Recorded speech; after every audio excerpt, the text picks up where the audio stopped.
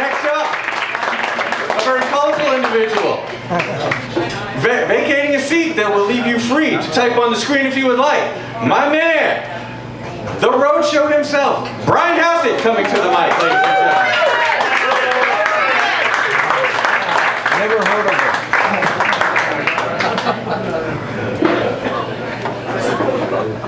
All right. Jack Kerouac, On the Road. On the Road scroll. The scroll of On the Road. The scroll of On the Road. April 2nd, 1951, he sat down and started to write that bad boy. 20 days later, April 22nd, he was done. On the Road went into history. One little neat piece about that history was when it finally went to auction in New York City. And I'm pretty sure I'm the only person in this room and maybe this town that was in the room when that went down. And so I'm going to lay that on you now. And here's what it was like being in the room when On the Road scroll passed into what became the grateful eternity of Jim Irsay, who laid down $2.5 million and then just gave it to the world. And didn't keep it at home and show it off to his friends, just gave it to the world, and has been touring ever since. For Wow, yeah! Jim Irsay. Oh, and this is in the new book, On the Road with Cassadys, that guy right there.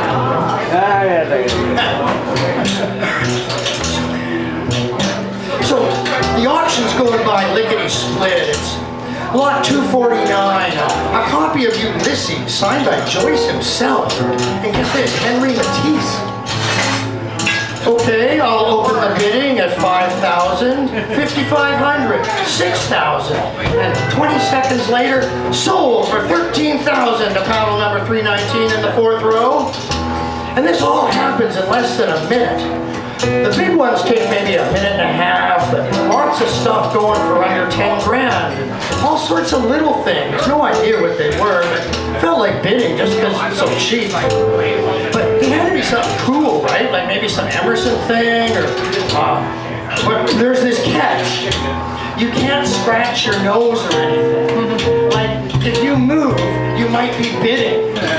And then, of course, your nose would get itchy. And you'd have to turn away from the auctioneer, like he's the teacher in front of the make a scratch. And so you're watching your moves, and you're watching the crowd, and you're watching these people watching their catalogs, and marking in scores, and bidding up to a certain point.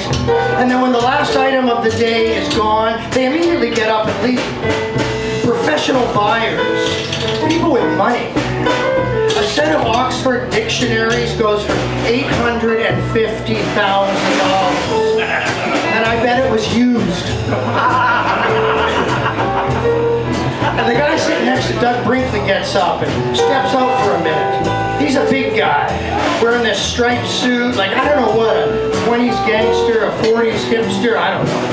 Big white tie and a big black shirt, hair greased straight back, almost like a football player, but with this cuff-linked Four Seasons polish and rock and roll swagger. All right, and then comes the finale of the auction. Lot number 307. The lot a lot of you have been waiting for. The auctioneer throws in a little auctioneer's humor. Jack Kerouac's original typescript scroll of On the Road. I'll start the bidding at $650,000. $700,000. $750,000. $800,000.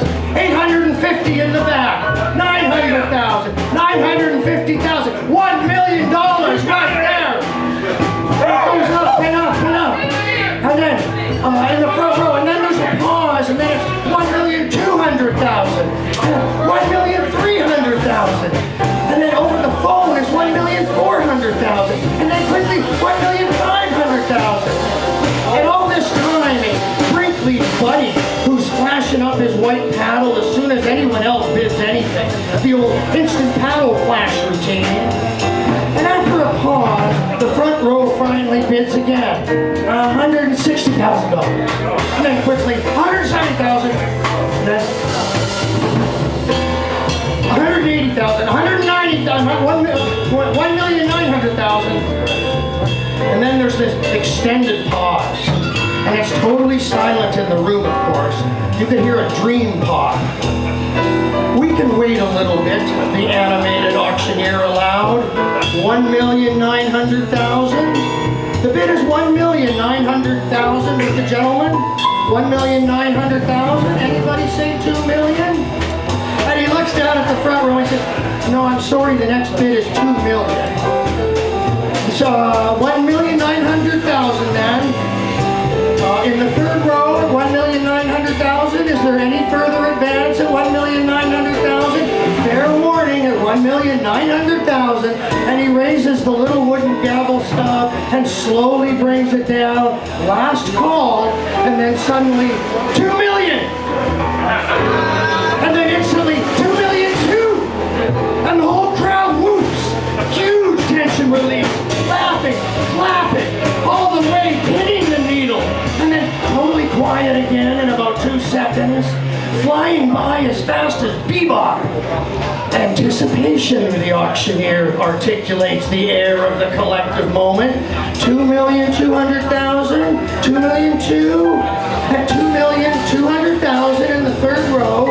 Are we all done at 2,200,000? Sold at 2,200,000, and the room explodes in applause.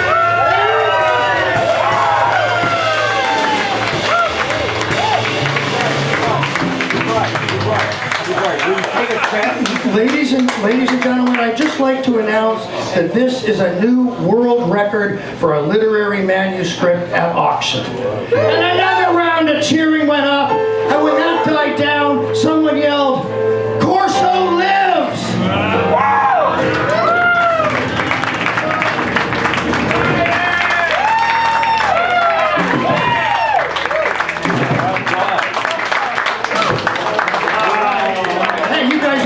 Auction audience. Thank you.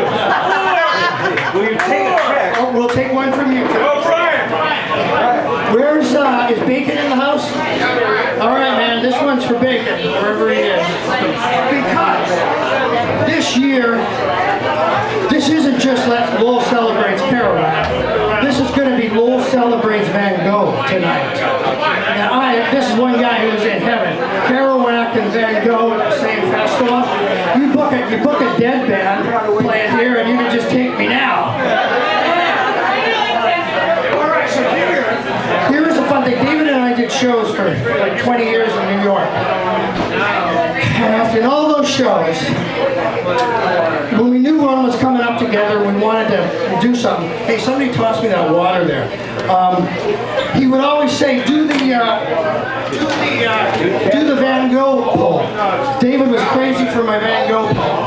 And so here's David and I, and we got Van Gogh coming in about 3 hours here in downtown Lowell. So here's something David and I haven't done for, God, it's got to be 15, 20 years. So, we'll go back and visit Vincent one more time. And this is for Dan Bacon, who book old Vinny here with Jack.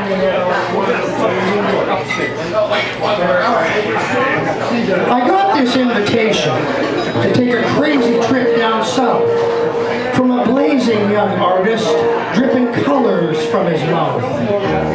So I got myself a ticket on the Starry Night Express, heading out of Holland to the province of excess. And I never met the man who turned the Seine to yellow, but he seemed like such a happy cat. I had to meet this fellow.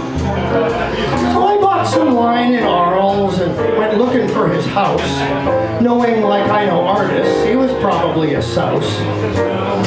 And I wandered past the bridges and the boats upon the shore, then to his yellow house did I come rapping at his door. "Oh, Vincent, my good fellow," I called out halfway nervous, "I've come from Holland, I've got some wine, my friend, I'm at your service." And then creaking up his tiny stairs, the walls were streaked with paint. All was quiet, wholly still, like the cloister of a saint.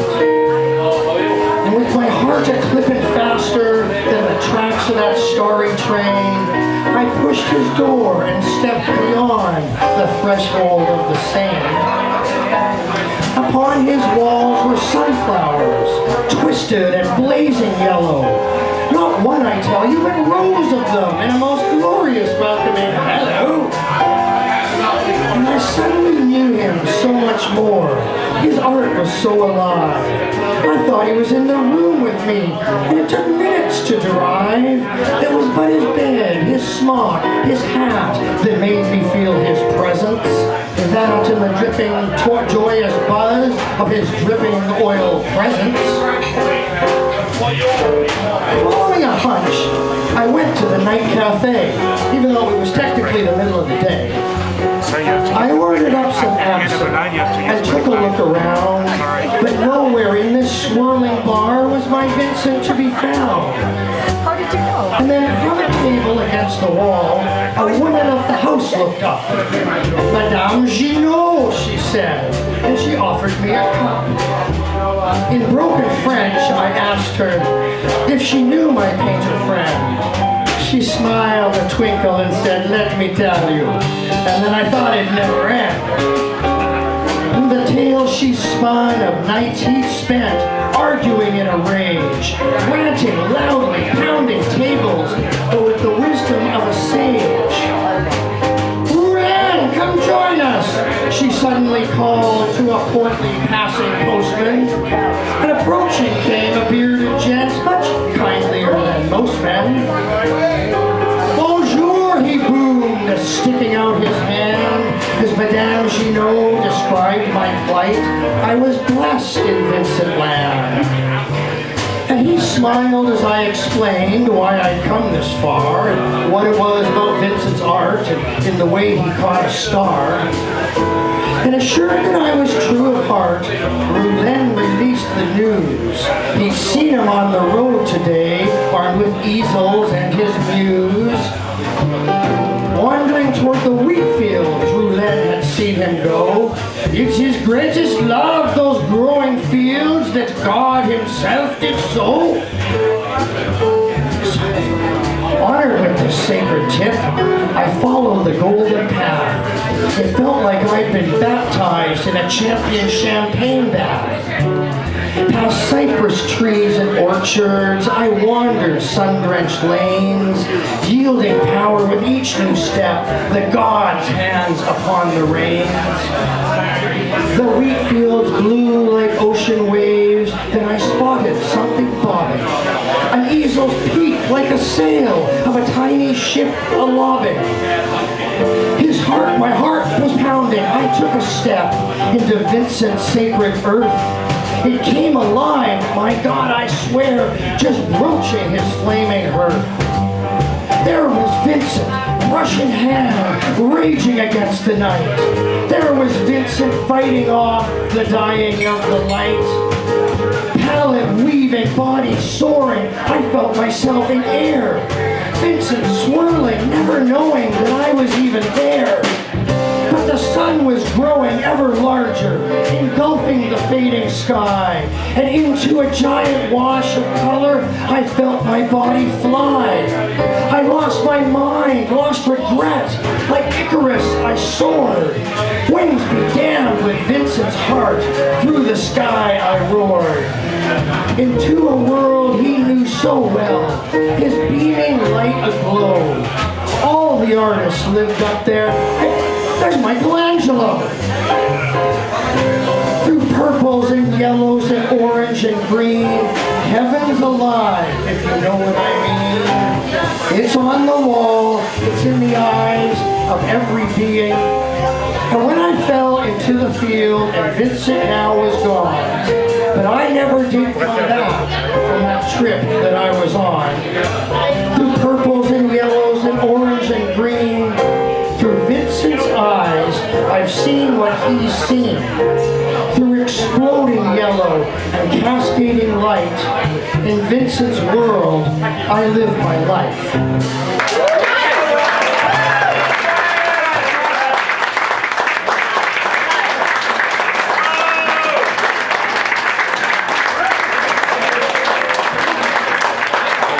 Amram Hassett, ladies and gentlemen.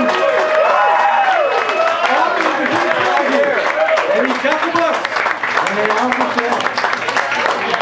Ladies and gentlemen, I'm very happy to announce our next